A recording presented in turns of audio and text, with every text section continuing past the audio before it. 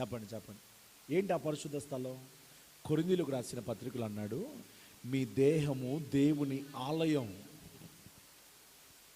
Amen. You are the moving temple. మీ దేహము దేవుని ఆలయం. ఎవడైనా ఈ దేహమును పాడు చేసిన ఎడల దేవుడు వానిని పాడు చేస్తాడంట. అంటే నువ్వు ఎలాగుండాలి? నీకు కరువు రాకుండా నువ్వు ఉండాలి అనంటే నీలో నుంచి హేయ క్రియలన్నిటినీ నీవు తొలగించుకుంటూ బ్రతకాలి. ఆమేన్ అని చెప్పండి. ఏం తొలగించాలి? చెడంతా తీసివేయి. చెడు ఆలోచనలు తీసేయి, చెడు మాట తీసేయి, చెడు ప్రవర్తన తీసేయి, చెడు తలంపులు తీసేయి. దేవుడు నిన్ను సమృద్ధితో నింపుతాడు.